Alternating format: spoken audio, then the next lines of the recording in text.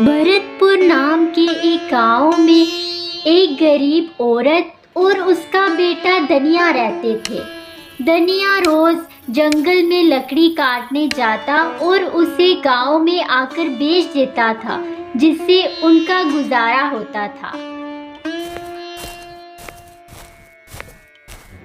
अरे दनिया, सुनो तो, आज लकड़ी किस भाव दे रहे हो? वही माताजी, रोज की तरह बस 5 रुपए में सारी। तुमने तो लूट मचा रखी है। मैं तो इसके 2 रुपए ही दूंगी। ये लो 2 रुपए और सारी लकड़ियां यहाँ छोड़ के चले जाओ। इसके बाद दनिया 2 रुपए लेके चुपचाप अपने घर वापस चला जाता है।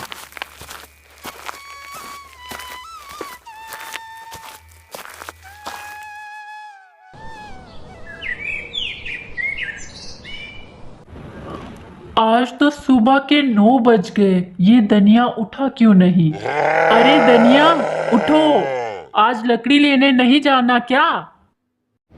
आज दनिया की तबीयत कुछ खराब थी। बावजूद इसके दनिया रोज की तरह कुल्हाड़ी लेकर जंगल की तरफ निकल गया।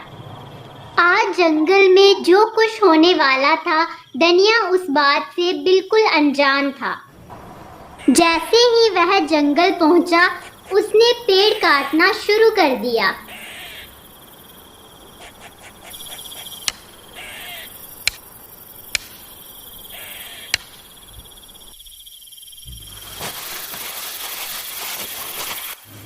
पेड़ काटने के बाद उसे लगा कि अब उसे आराम करना चाहिए, इसलिए वह कोई अच्छी जगह ढूंढने लगा। तभी उसकी नज़र एक आम के पेड़ पर पड़ी, जो देखने में काफी अद्भुत था।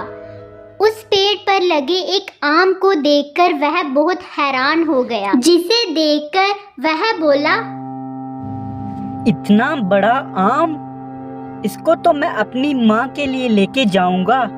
इसको देखकर वो कितनी खुश होगी। उसी समय पेड़ से आवाज आई, रुक जाओ, ये कोई साधारण आम नहीं है। पेड़ की आवाज सुनने के बाद दनिया चौंक गया और उसने कहा, बोलने वाला पेड़, क्या तुम जादुई पेड़ हो? हाँ, और ये बड़ा फल भी जादुई है। अगर तुम्हें ये चाहिए तो तुम्हें मेरी 3 शर्तें माननी पड़ेंगी।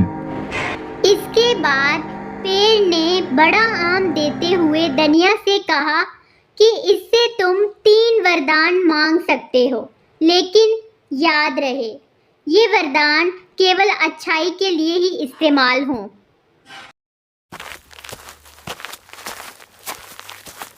घर जाते ही दनिया जादुई आम की सारी कहानी अपनी माँ को बता देता है। उसके बाद उसकी माँ इस वरदान का उपयोग अपने लिए ना करके गांव वालों की भलाई के लिए करने का निश्चय करती है और वह पहला वरदान मांगते हैं। हे जादुई आम, हमें ऐसा वरदान दे कि आज के बाद हमारे गांव में कोई भी भूखा ना रहे। वरदान मांगते ही गांव की सारी फसलें हरी भरी हो गई और हर जगह तरह तरह के फल लगने लगे, जिससे गांव की भूखमरी दूर हो गई।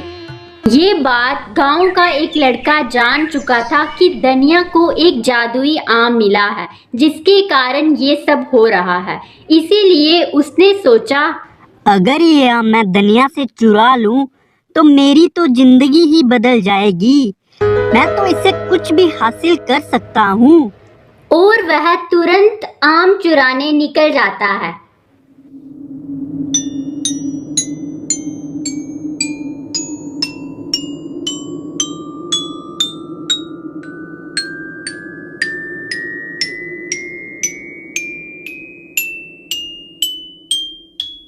चोरी करने के तुरंत बाद जैसे ही वह आम से वरदान मांगता है, वह आम वहां से गायब हो जाता है। वहीं दूसरी ओर दनिया को जब सुबह पता चलता है कि उसका आम चोरी हो गया है, वह काफी उदास हो जाता है और अपनी माँ के कहने पर वह दोबारा उस आम के पेड़ के पास चला जाता है।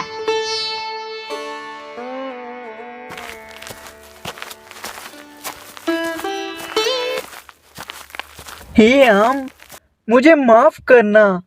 मैं तुम्हारी अमानत संभाल ना पाया और मेरे घर से वो चोरी हो गई। कृपया अपनी अमानत संभालना और मुझे माफ करना। इतना कहते ही वह आम फिर से पेड़ पे प्रकट हो गया, जिसके बाद पेड़ बोला, देखो धनिया, तुम मेरे दिए गए इस वरदान को संभाल ना पाए, बावजूद इसके मैं तुमसे काफी प्रसन्न हूँ, क्योंकि तुमने अपने बारे में ना सोच के ये वरदान गांव वालों के लिए मांगा। इसीलिए मैं तुम्हें एक मौका और देता हूँ, लेकिन याद रहे, अगर इस बार भी ये वरदान तुम ना संभाल पाए और ये आम चोरी हो गया, तो मैं तुम्हारी फिर से कोई सहायता नहीं कर पाऊंगा। एक बार फिर से धनिया को वो आम मिल गया।